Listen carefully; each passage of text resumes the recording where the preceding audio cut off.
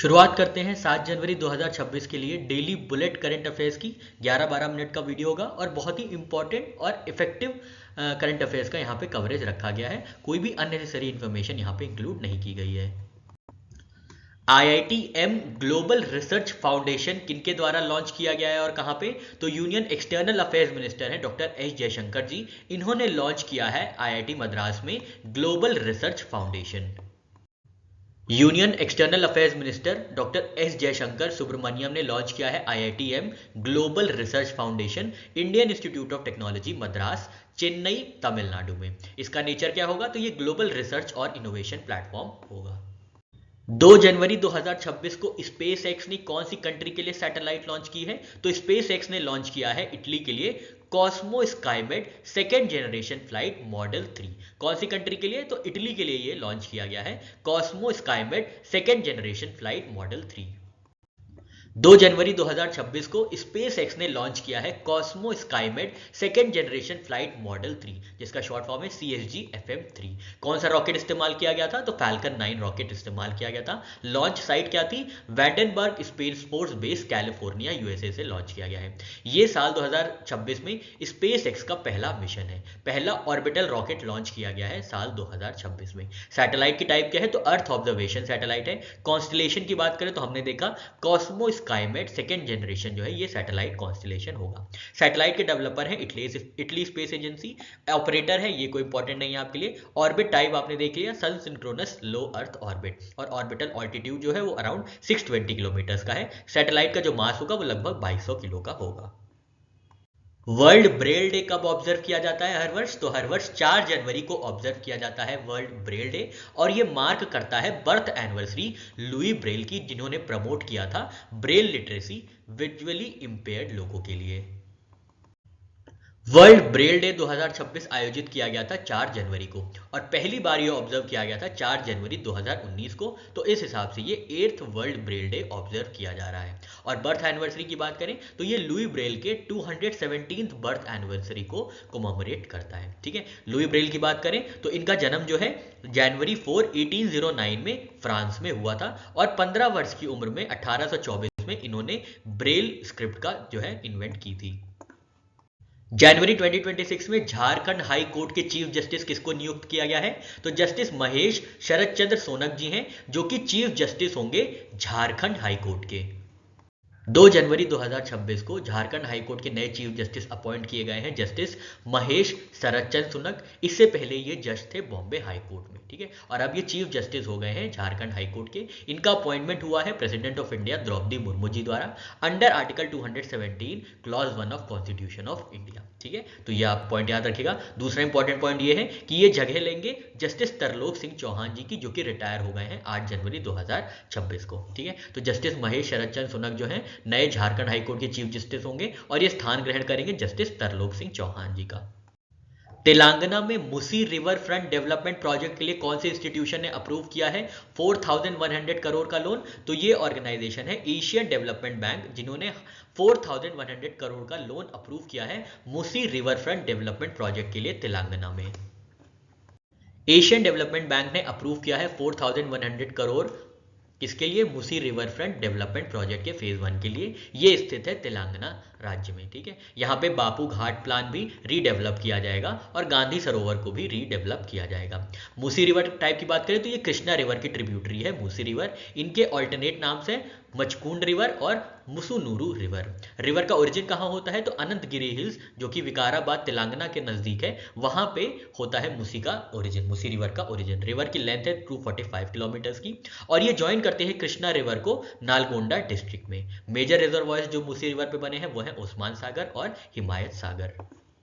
जनवरी 2026 में किसने इनॉग्रेट किया है grand international exposition of sacred Piprahwa relics? तो ये हैं प्राइम मिनिस्टर नरेंद्र मोदी जी, जिन्होंने इनॉग्रेट किया है ये ग्रैंड इंटरनेशनल एक्सपोजिशन नई दिल्ली में। 3 जनवरी 2026 को प्रधानमंत्री नरेंद्र मोदी जी ने इनॉग्रेट किया है grand international exposition of sacred Piprahwa relics. ठीक है, इसका टाइटल क्या है एक्सपोजिशन का? तो the light and the lotus relics of the awakened one, ये है टाइटल एक्सपोजिशन का। कहां पे इनॉग्रेट किया गया है? तो राय पिथौरा कल्चरल कॉम्प्लेक्स नई दिल्ली में इनॉग्रेट किया गया है। किसके द्वारा ऑर्गेनाइज किया गया है ये एक्सपोजिशन? तो मिनिस्ट्री ऑफ कल्चर द्वारा आज़ादी के अमृत महोत्सव के अंतर्गत ये ग्रैंड इंटरनेशनल एक्सपोजिशन जो है ऑर्गेनाइज किया गया है। रेलिक्स की बात करें तो रेलिक्स की डिस्कवरी हुई थी 898 में, और किसने डिस्कवर किया था? तो विलियम क्लैक्सटन पेप ने डिस्कवर किया था सेक्रेड पिपरवाहा रिलिक्स। कहां पे डिस्कवरी साइट कहां पे थी? तो एंशिएंट स्तूपा एट कपिल वस्तु। जनवरी 2026 में बायलैटरल ट्रेड एग्रीमेंट्स के अंडर इंडिया के आयुष सिस्टम को किन कंट्रीज ने फॉर्मली रिकॉग्नाइज किया है? तो ये दो कंट्रीज हैं, ओमान और न्यूजीलैंड, जिन्होंने फॉर्मली रिकॉग्नाइज किया है इंडिया का Ayush system under bilateral arrangements.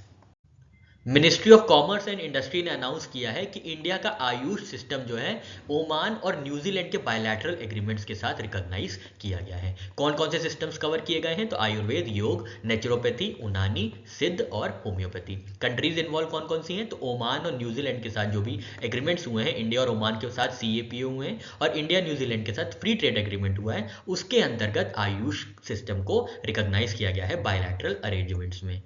जनवरी 2026 में जुडिशियल एक्सचेंज के लिए कौन सी कंट्रीज के सुप्रीम कोर्ट ने साइन किया है MOU? तो सुप्रीम कोर्ट ऑफ इंडिया और सुप्रीम कोर्ट ऑफ भूटान ने साइन किया है MOU जुडिशियल एक्सचेंज के लिए। Chief justice of India Suryakant ji ने अनाउंस किया है memorandum of understanding for judicial exchange, और ये एक्सचेंज हुआ है सुप्रीम कोर्ट ऑफ इंडिया और सुप्रीम कोर्ट ऑफ भूटान के बीच में, जिसके अंतर्गत यंग लीगल प्रोफेशनल्स जो हैं एक्सचेंज करेंगे common best practices among supreme courts. ठीक है, तो पार्टिसिपेंट्स कौन कौन से होंगे? तो 2 लॉ क्लर्क्स जो हैं, लॉ क्लर्क्स भूटान से आएंगे, जो कि सुप्रीम कोर्ट ऑफ इंडिया में 3 महीने के लिए काम करेंगे। ठीक है, तो याद रखना है आपको, जुडिशियल एक्सचेंज किसके साथ हुआ है सुप्रीम कोर्ट ऑफ इंडिया का? सुप्रीम कोर्ट ऑफ भूटान के साथ। मिशन मौसम के अंतर्गत इंडिया का पहला 3D printed automatic weather station किस इंस्टीट्यूट ने डेवलप किया है? तो Indian institute of tropical meteorology Pune द्वारा डेवलप किया गया है इंडिया का पहला 3D printed automatic weather station under mission Mausam. Mission Mausam के अंतर्गत डेवलप किया गया है इंडिया का पहला 3D printed automatic weather station. किसने डेवलप किया है? तो Indian institute of tropical meteorology Pune द्वारा डेवलप किया गया है। कौन सी मिनिस्ट्री सपोर्ट की है? तो ministry of earth sciences supported India का पहला 3D printed automatic weather station. तो ये इंडिजिनसली मैन्युफैक्चर्ड इंडिया का 3D printed automatic weather station है। पहला डिप्लॉयमेंट कहाँ होगा? तो पहला डिप्लॉयमेंट होगा फरवरी 2026 में नई दिल्ली में। इसके बाद सब्सिक्वेंट सिटीज को कवर किया जाएगा, जैसे मुंबई, कोलकाता और चेन्नई। टोटल प्रोडक्शन प्लान जो है 50 यूनिट्स इनिशियली प्लान किया गया है, और आगे बढ़ के इसको 80 यूनिट्स डेवलप की जाएंगी 3D printed automatic weather stations की। इसका जो पावर सोर्स होगा वो होगा सोलर पावर्ड।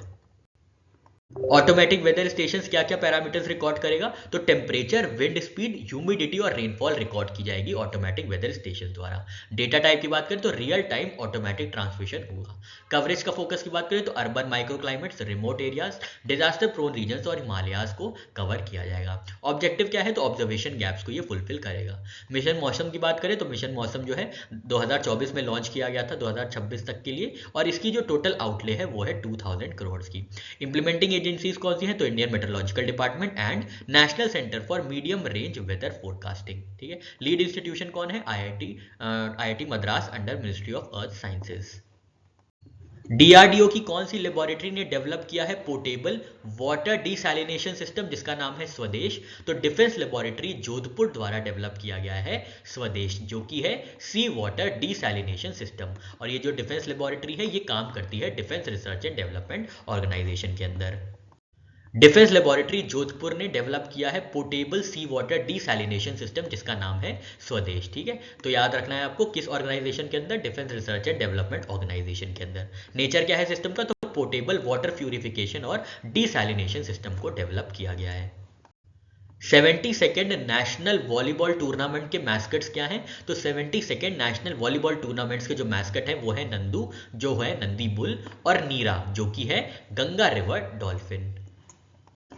4 जनवरी 2026 को प्रधानमंत्री नरेंद्र मोदी जी ने इनॉग्रेट किया है सीनियर नेशनल चैंपियनशिप यानी 72nd नेशनल वॉलीबॉल टूर्नामेंट। कहां पे? वाराणसी में वीडियो कॉन्फ्रेंसिंग के माध्यम से। ये खेला जाएगा डॉक्टर संपूर्णानंद स्पोर्ट्स स्टेडियम में। नेशनल वॉलीबॉल टूर्नामेंट कौन से राज्य में? उत्तर प्रदेश में। टूर्नामेंट का ड्यूरेशन क्या होगा? तो 4 जनवरी से 11 जनवरी 2026 के बीच में खेला जाएगा 72nd नेशनल वॉलीबॉल टूर्नामेंट, और इसको ऑर्गेनाइज किया गया है वॉलीबॉल फेडरेशन ऑफ इंडिया द्वारा। इनको organisation with government of Uttar Pradesh. Total teams जो पार्टिसिपेट करेंगी वो होंगी 58 टीम्स। लेवल क्या है, तो सीनियर नेशनल लेवल चैंपियनशिप है।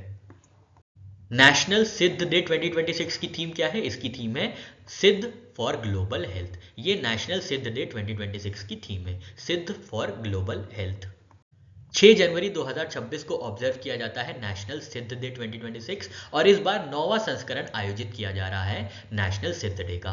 थीम क्या है हमने देखी, थीम है सिद्ध फॉर ग्लोबल हेल्थ। पहली बार इसको ऑब्जर्व किया गया था 4 जनवरी 2018 को, ठीक है। और इनॉग्रल इवेंट डेट की बात करें तो 3 जनवरी 2026 को इनॉग्रेट किया गया था नेशनल सिद्ध डे, और इसको इनॉग्रेट किया गया है vice president of India CP Radhakrishnan ji द्वारा चेन्नई में।